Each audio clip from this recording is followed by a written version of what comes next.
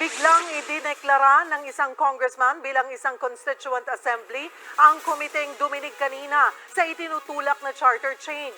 Pinalagan naman agad ito ng iba pang mambabatas. Nasa frontline ng balitang yan, si Marianne Enriquez.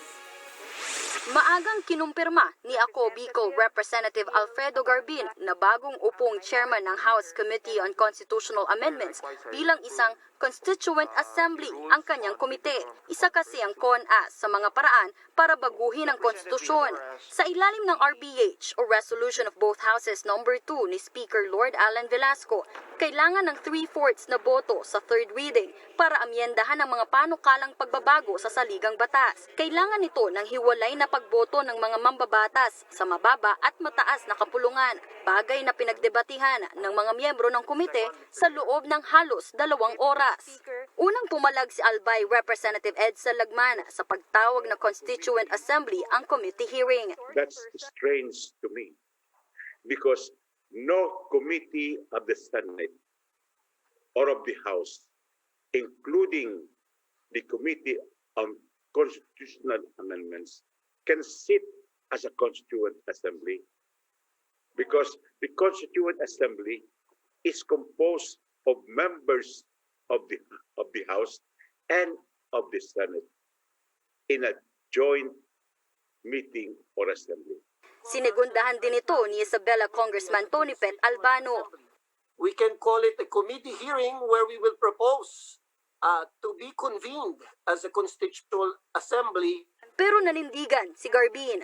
My position is that once the Congress, through its committee, initiates the procedure to propose amendments to the Constitution in obeyance to Article 17 of the 1987 Constitution, they are deemed to have entered into the exercise of a constituent power. Nauna nang nilinaw ni Speaker Velasco na economic provisions lamang ang babaguhin nila sa konstitusyon.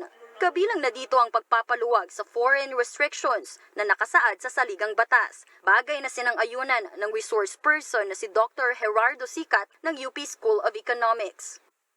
If we do this, I think we will be able to undertake a lot more economic reforms. We have undertaken the CREATE reforms recently, and I think that was a good idea.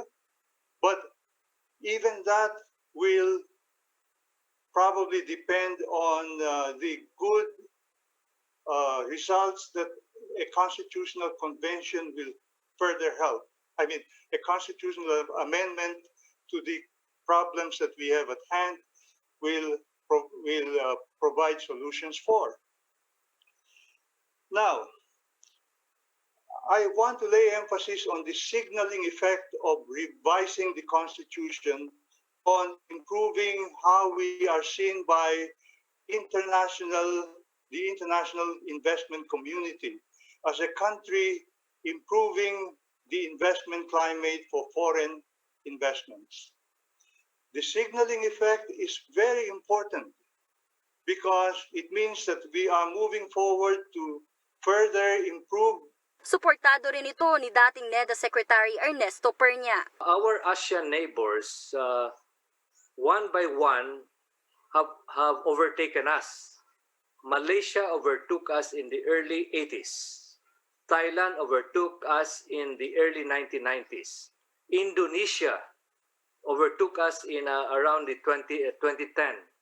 And very soon, Vietnam, which is the only Asian country that has grown positively in 2020 despite the pandemic. It was expected to grow at 1.2%. All other countries, exhibited negative growth, but Vietnam was able to grow positive, and partly because Vietnam is 100% open. If you look at the different ASEAN countries, we are the most restrictive in terms of foreign participation. Pero para sa Ibon Foundation, dapat mas tutukan ang stimulus package kesa sa charter change. The COVID-19 shock only made this situation worse, and the need for a real fiscal stimulus to boost aggregate demand even more urgent. Yet the 4.5 trillion pesos national government budget for 2021 is only 9.9% larger than the 2020 budget, an increase that is smaller than the historical annual average increase of 11.1% in the last 33 years. It is also even smaller than previous budget increases under this administration, for instance, 24% in 2017 and by 14% in 2020. Addressing the lack of stimulus to help the economy recover is more urgent than charter change. Sa gitna ng pagdinig, nagprotesta naman sa labas ng batasan ng mga grupong tutol sa Chacha. Nandito ho tayo para sabihin sa ating mga kongresista na unahin nila ang solusyon sa pandemya, hindi ang Chacha. Huwag na nilang ibangon pa at unahin nila ang ayuda, ang kalusugan, ang edukasyon, pagharap sa paglabag sa karapatan, hindi ang Chacha.